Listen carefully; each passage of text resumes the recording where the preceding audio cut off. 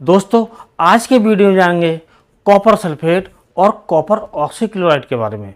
जो हमारे जो गन्ने की फसल होती है उसमें काफ़ी मात्रा में हमारे किसान भाई इसका प्रयोग करते हैं। इन दोनों का करता है, कोई कॉपर ऑक्सीक्लोराइड का प्रयोग करता है, कोई कॉपर सल्फेट का प्रयोग करता है। लेकिन कुछ किसान भाई इसमें संशय की दृष्टि देखते हैं कि इसमें कौन सा प्रयोग करना चाहिए, कौन सा नहीं करना चाहिए, किसका क्या काम है और कौन से को कैसे प्रयोग करना चाहिए। तो आज इसके बारे में जो डाउट हैं उनको आप सॉल्व करेंगे और आपको बताएंगे कि हम इनका प्रयोग करके अपने गन्ने की फसल को कैसे सुरक्षित रख सकते हैं जो फफूंदी जनित रोग होते हैं। तो दोस्तों, शुरू करने से पहले आपसे अनुरोध है, यदि आप चैनल पर नए हैं तो चैनल को अभी सब्सक्राइब कर लें और बेल आइकन को ऑल पर सेलेक्ट करते हुए अपने किसान दोस्तों में वीडियो को शेयर करें। तो दोस्तों, एक जो होता है कॉपर ऑक्सीक्लोराइड, इसमें जो कॉपर की जो मात्रा होती है वो 50% होती है और इसका जो प्रयोग हमारे किसान भाई करते हैं, ख़ास तौर से जो फफूंदी जनित रोग होते हैं उनमें भी ख़ास तौर से जो रोग होता है पोका बोइंग, उसके लिए करते हैं। और इसका जो स्प्रे किया जाता है वो किया जाता है 500 ग्राम प्रति एकड़ के हिसाब से 200 लीटर पानी में घोलकर। यदि हम ऐसा करते हैं तो पोका बोइंग पर काफ़ी अच्छे रिजल्ट आते हैं। अब दोस्तों, बात करते हैं जो कॉपर सल्फेट होता है। और कॉपर सल्फेट का जो प्रयोग हमारे किसान भाई अधिकतर करते हैं और करना भी चाहिए, वो जड़ों में करते हैं। चाहे वो बुवाई से पहले मिट्टी में मिलाना या फिर बुवाई के बाद जब हमारा गन्ना उगाता है तो हम उसमें बिखेर कर सिंचाई कर देते हैं, तब भी हमारे जो फफूंदी जनित रोग हैं इसमें नहीं आते हैं और कई प्रकार से ये काफ़ी लाभकारी होता है।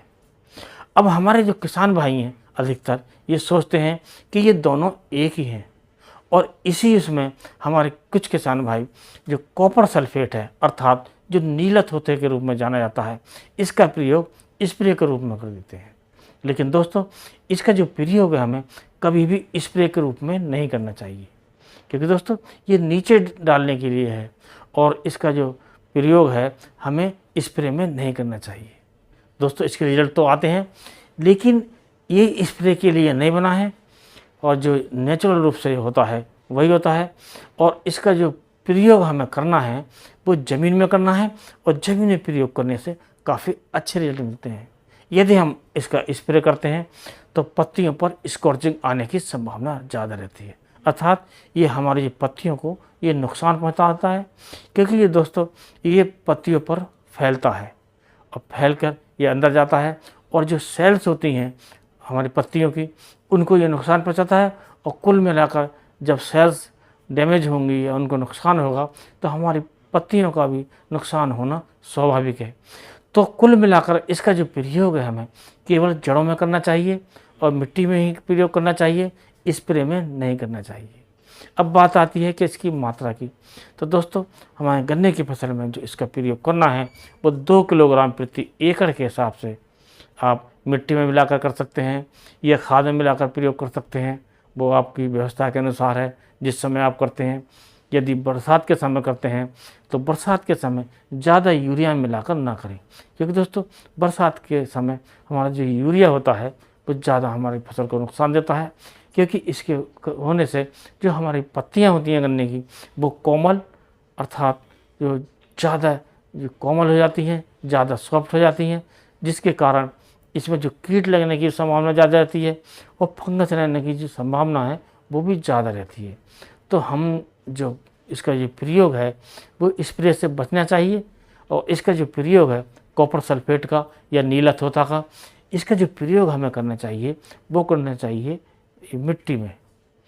और इसका जो प्रयोग हम बता देते हैं, जब बुवाई के समय आपकी ज़मीन तैयार की जाती है तो बुवाई से पहले इसका प्रयोग कर लें। जब ज़मीन तैयार हो जाए तो इसे बिखेर कर एक बार जुताई निकाल कर कर सकते हैं और इसके साथ और भी अगर हम कुछ इसके साथ मिला दें तो काफ़ी अच्छा काम करता है। तो दोस्तों, बुवाई के समय हम जब प्रयोग करते हैं बुवाई से पहले ज़मीन में मिलाकर, तो उसमें हमें कॉपर सल्फेट की जो मात्रा 5 किलोग्राम तक ले सकते हैं और इसके साथ यदि हम 10 किलोग्राम जिंक सल्फेट मिला सकते हैं जो 21% के रूप में आती है। यदि हम मोनोहाइड्रेट 33% जिंक का प्रयोग करते हैं तो 5 किलोग्राम प्रति एकड़ के हिसाब से ले सकते हैं। इसके साथ मैग्नीशियम सल्फेट हम 10 किलोग्राम ले सकते हैं। और दोस्तों इसके साथ साथ जो फेरस सल्फेट होता है उसकी मात्रा भी हम 10 किलोग्राम ले सकते हैं। इसके साथ जो बोरेक्स आता है, जो सुहाग आता है, उसकी मात्रा हम 5 किलोग्राम मिला सकते हैं। यदि हम सबको इनको मिलाकर और अपनी मिट्टी में प्रयोग कर लें बुवाई से पहले और उसे बिखेर कर एक जुताई करवा दें और उसके बाद हम बुवाई की सोचें, अर्थात उसके बाद हम बुवाई करें गन्ने की, तो हमारे जो खेत में जो हमारी गन्ने की फसल है उसमें किसी भी प्रकार का जो माइक्रो न्यूट्रिएंट्स होते हैं उनकी कमी नहीं आ पाएगी और हमारा जो गन्ना है शुरू से ही स्वस्थ चलेगा।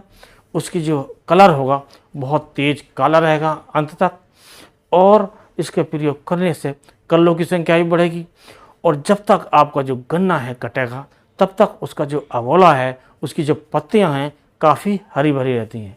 और हरी भरी रहने से आप जानते ही हैं कि वो जो फोटोसिंथेसिस की क्रिया ज़्यादा होती है और हमारे पौधे ज़्यादा भोजन बनाते हैं और ज़्यादा भोजन बनाने से हमें ज़्यादा उपज मिलती है। तो दोस्तों आज इस वीडियो में आप जान गए होंगे कि कॉपर सल्फेट क्या है और कॉपर ऑक्सीक्लोराइड क्या है, किसका प्रयोग कब करना चाहिए, किसका प्रयोग हमें स्प्रे में करना चाहिए या किसका प्रयोग हमें मिट्टी में करना चाहिए। और जो हमने बाद में बताया ये जो प्रकार के जो माइक्रोन्यूट्रिएंट्स होते हैं इनकी पूर्ति यदि आप गन्ने में करते हैं, बुवाई के समय से पहले ही कर लेते हैं, तो आपको बाद में कोई भी माइक्रोन्यूट्रिएंट डालने की आवश्यकता नहीं होगी और आप अपने गन्ने की बराबर देखभाल करते रहें, इससे आपको ज़्यादा उपज मिलेगी। तो दोस्तों आज के वीडियो में बस इतना ही। अगले वीडियो में जो हम मिलेंगे उसमें नए टॉपिक के साथ मिलेंगे, तो उसी के साथ अपनी वाणी को देते हैं विश्राम। नमस्कार।